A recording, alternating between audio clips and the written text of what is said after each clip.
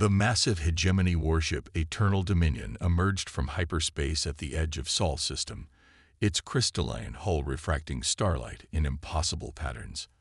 On the command deck, High Commander Vex Thor clicked his mandibles in disappointment as he studied the primitive satellites orbiting the third planet. Another backwater world, he chittered to his executive officer. Look at their pitiful attempts at space travel. Chemical rockets and solar panels. Barely worth our time. But protocol demanded they investigate any newly discovered civilizations. The galactic hegemony had ruled for 10,000 years by being thorough, if nothing else. Deep beneath the surface of Mars, in a facility that didn't officially exist, Admiral Catherine Torres watched the alien vessel's arrival on quantum-linked displays. She allowed herself a small smile. The hegemony had taken the bait. "Status report," she commanded. "All systems nominal." "Admiral," her AI assistant responded. "The surface camouflage is holding. They're seeing exactly what we want them to see." For 3 centuries, humanity had prepared for this moment. While officially restricted to their solar system, their quantum stealth ships had mapped the galaxy, studied alien civilizations, and developed technologies that would seem like magic to most species. The public face of humanity. The International Space Station, the lunar colonies, the Mars outposts, was an elaborate deception. A carefully maintained facade of a young species just beginning to reach for the stars.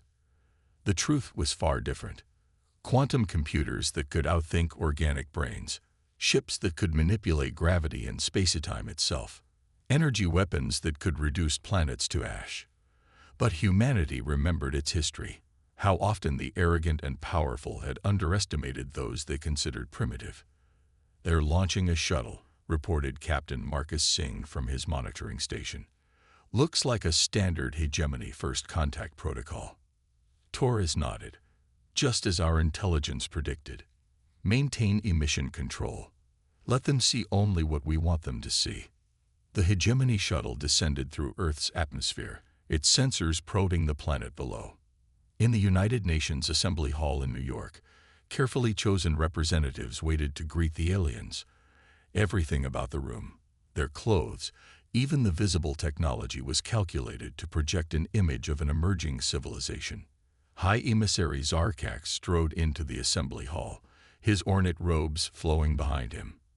At nearly 3 meters tall, with iridescent scales and 4 arms, he cut an imposing figure. The human representatives rose to greet him, doing their best to appear appropriately awed. "People of Earth," Zarkax's translator boomed. "The galactic hegemony welcomes you to a new era. We have watched your development and deemed you worthy of elevation. Submit to our authority, and we will guide your species to greatness." United Nations Secretary Rebecca Monroe stepped forward, her simple blue uniform a stark contrast to the aliens' elaborate garments. "Emissary, we are honored by your presence, but surely such a momentous decision requires careful consideration. Perhaps we could establish diplomatic relations first, learn from each other." Zarkax waved a dismissive hand. "The hegemony's authority is absolute. You will submit, or you will be conquered. Those are your only options." In her underground command center, Admiral Torres watched the exchange with grim satisfaction. The hegemony was acting exactly as expected, arrogant, demanding, convinced of their superiority. "Begin Phase 2, she ordered. "Let's show them just enough resistance to provoke them. But remember, we need them to commit their forces. The trap only works if they commit fully." Across the solar system, hidden facilities hummed with power as humanity prepared for war. But not the war the hegemony expected. This would not be the simple subjugation of a primitive species. This would be the beginning of the hegemony's end. The next few days followed a carefully scripted dance. The humans presented token resistance to the idea of submission.